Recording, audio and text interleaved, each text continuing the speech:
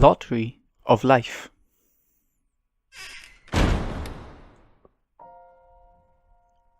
Having kids is like playing the lottery.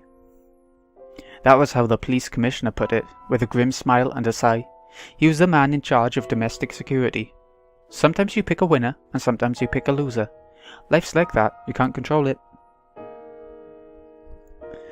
Kym responded with a silent nod. Not that he was convinced that you could divide people into winners and losers, but that was how they did it here in this country that was the size of a city.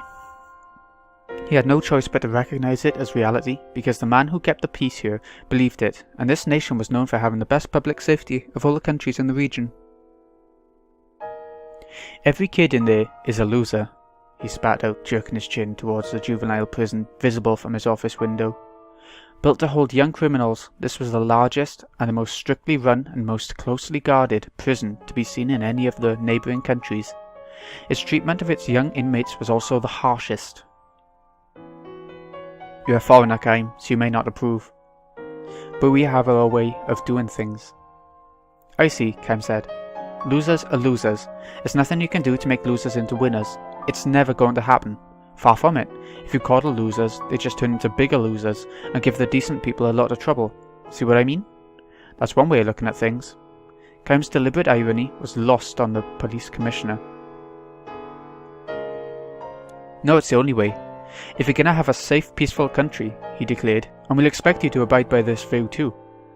Kym had nothing more to say to him. If we were to insist on confronting the police commissioner, it might be seen as questioning the authorities, which could land him in the adults' prison. This would be easy enough to bring about for the police commissioner, and indeed for anyone in the city-state who stood on the side of the powers that be. The commissioner glanced again towards the juvenile prison. They built that place 80 years ago, he said, which is to say, the very first building they made when the present political system came into being was a prison to throw young offenders into. Kym knew this. For Kym, whose life went on forever, events of 80 years before could well have happened yesterday. 80 years earlier, this country had experienced a coup d'etat. The revolutionary government ruled the people under a military dictatorship and jailed every last person suspected of disturbing the peace and order. The government was especially wary of younger criminals. There's a limit to how serious a kid's crimes can be. But let them get away with those, and the next thing you know they're doing really bad stuff. They might be satisfied with shoplifting at first, but soon they're into burglary, muggings, they start using weapons, and in the end they think nothing of killing people. You have to nip them in the bud. The kids sent to prison were fed the absolute minimum to keep them alive. No doctor saw them if they fell sick or were injured. Subjected to such harsh imprisonment, they succumbed one after another, and more than a few of them ended up as cold corpses pitched out the back door. Whenever one did manage to serve his outest term and return to the outside world, he found it impossible to erase the brand of loser. Children with criminal records were soundly rejected by respectable society. The social system was structured in such a way that nothing worked for them. Employment, marriage, even finding a place to live. Expelled by society, these boys and girls returned to crime as a way to stay alive, eventually ending up in adult prison. With a bitter smile, the police commissioner said to Kym, I'm sure this all sounds terrible to an outsider like you. Kym answered with a slight nod. This only served to increase the bitterness of the commissioner's smile. I know what you're thinking, he said, and to tell you the truth, I sometimes think the system is a little too harsh on them too. But you have to realise that we're not just punishing bad kids, we're also holding them up as an example to the good ones. What would they think if they saw the ex-criminals out on the street again, walking along like nothing ever happened? They'd figure that even if they got their hands dirty and spent a few years in jail, they could just go back to their old lives, that society's punishment is no big deal, that they can get away with murder. We wouldn't want our kids to be like that, would we? So the only thing is for us grown-ups to teach them. Look at those guys, we can say. All it takes is one bad deed and your life is over. So you better listen to your parents and teachers and be good. He definitely had a point. Kym was willing to grant him that. But still, the commissioner must have noticed a hint of shadow crossing Kym's face, and he shifted his tone of voice. With bureaucratic conviction, he declared, The authorities have received word that there is going to be a coup. Of course, the military have everything under control, so there's nothing to worry about. They could suppress it right now if they wanted to. They could easily attack the agitators and capture the ringleaders of the plot. In this case though, they have decided to let it go, to let it get started in order to smoke out every last one of the reactionary elements. According to the government's intelligence, the uprising was scheduled to occur that very night. We're prepared for just about any eventuality, but there is always the possibility of the unexpected. If there were a riot inside the juvenile prison timed to coincide with a rebellion, that could be a real problem. This is why Kaim had been hired as a temporary prison guard, a bodyguard for the state. We're counting on your skills as a seasoned warrior, which is why we're entrusting you with such a major responsibility. Be sure you live up to our expectations. If you have to resort to violence, we have no problem with that. Whatever you do, it will be for the sake of law and order. It will be in order to protect the happy lives of the decent citizens of our nation. Carry out your duties with complete dedication of body and soul. The Commissioner handed Kaim a one-page document. It was literally a license to kill. Act without the slightest restraint. All the prison guards have one of these. But still, if you hesitate to impose the ultimate punishment on a single loser, then countless winners among the outstanding citizenry must suffer the consequences. Who understands, I'm sure. Once a loser, always a loser. Rather than living with such a burden, they themselves might be happier to have you kill them and get it over with. Kaim accepted the document from the Commissioner without comment. That completes our contractual arrangement. Now assume your post. With a perfectly straight face, the Commissioner cautioned Kaim, just make sure you don't let any foolish compassion get in your way.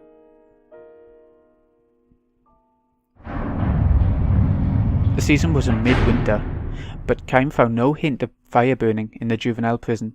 In the tiny, solitary cells, the young inmates, wrapped in ragged blankets, lay helplessly in the dark. Painful moaning came from one cell, suggesting its inmate might be running a fever.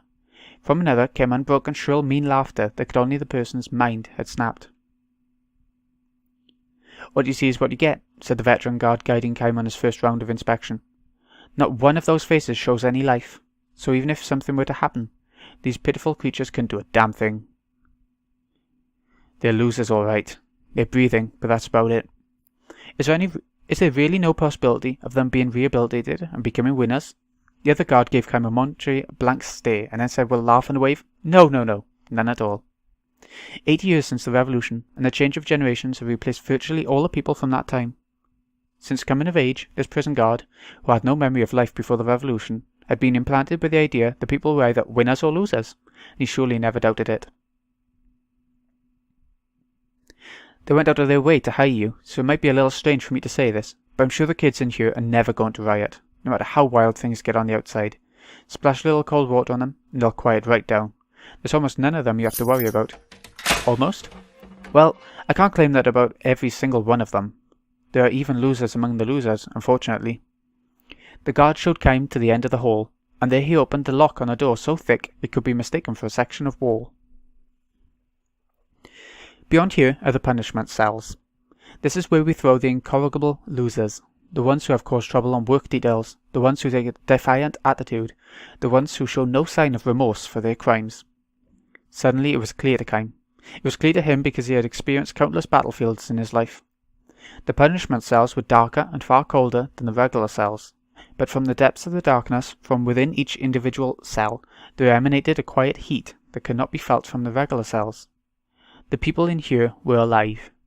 They were not simply breathing, they were alive with real passion. The crimes that originally got them locked up here were nothing much.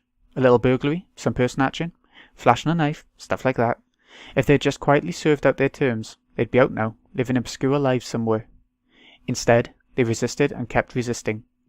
They called for better treatment of inmates, they appealed for an end to discrimination against former prisoners. The number of their crimes multiplied until it became clear they would never get out of there alive. They'll just go straight from here to the adult prison when they grow up. It'll be 20 or 30 years before they can breathe the outside fresh air again. If they can live that long, which would be quite an accomplishment.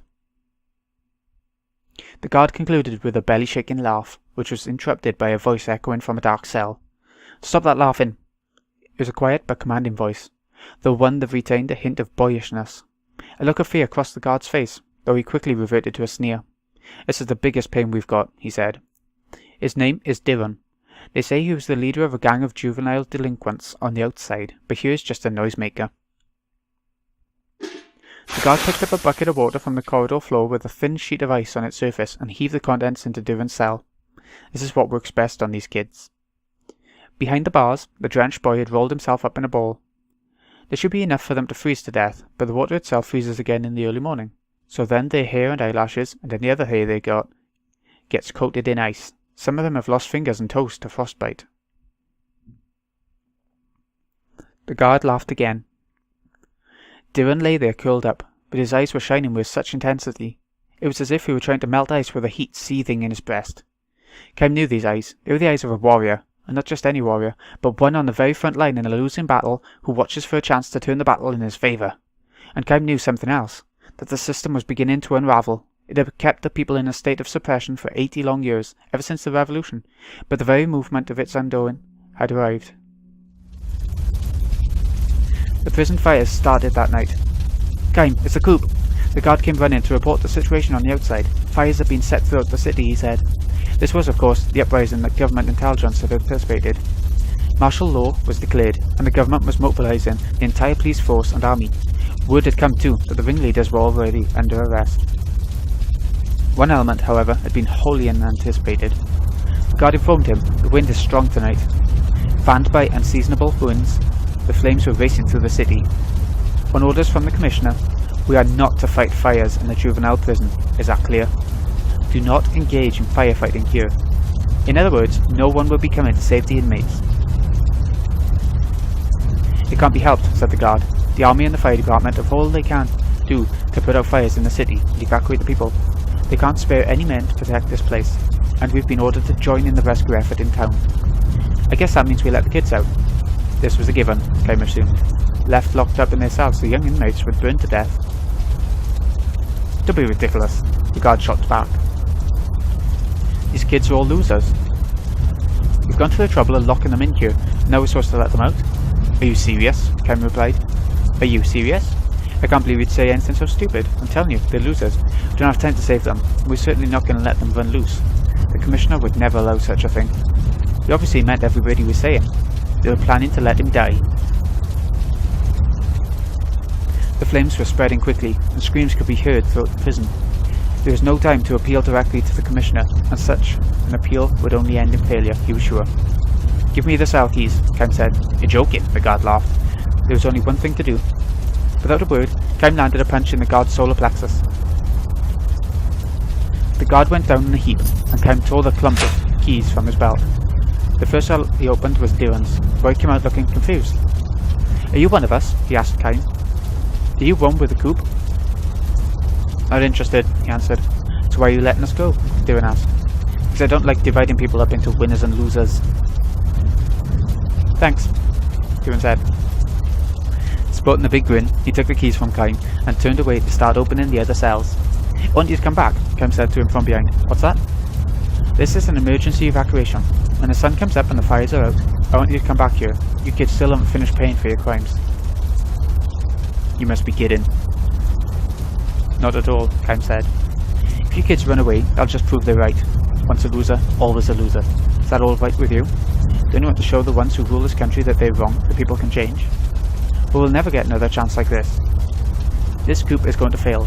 You can run around all you want, but they're going to catch you in the end. You'll always be branded losers. They might even kill you when they catch you. Dylan turned to stare at Kym. The prison was already surrounded by flames. Against this bright red backdrop, Dylan's eyes still burned with the fighting spirit of a warrior. This country's political system can't last much longer. The day will come when you kids can leave prison with your heads held high. I absolutely believe that.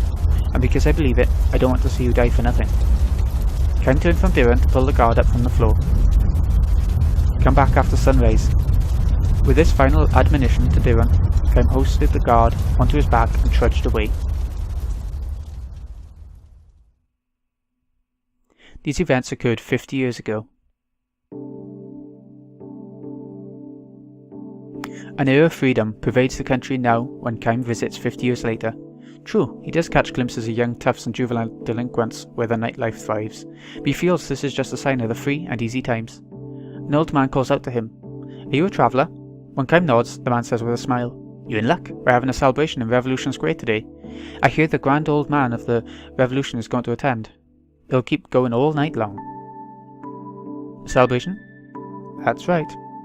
I see you're too young to know what happened here in the old days. We had a coup 50 years ago on this very day. The coup itself was put down in one night, but the rebel troops set fire all through the city, so the rest of us were running around like crazy in all directions. Fanned by the wind, the flames quickly enveloped the whole city, and a lot of the city people were stranded on a sandbar downwind. I was one of them. I had my pregnant wife and baby daughter with me, so I couldn't just dive into the river to escape. Before we knew it, sparks were raining down on the sandbar, and I figured we were done for. We'd all burned to death as soon as the dry grass caught fire. Just as he was giving up hope, he says, a helping hand was extended to them from the most unlikely source. The kids from the juvenile prison came to help us. They were all skin and bones, and their prison uniforms were falling apart. The prison staff hardly fed them a thing, but they pulled what little strength they had.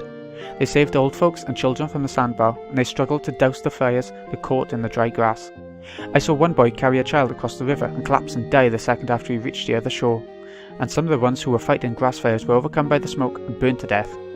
They risked their lives to save us. Their own lives were not worth living, but those losers risked their lives to save the lives of winners like this.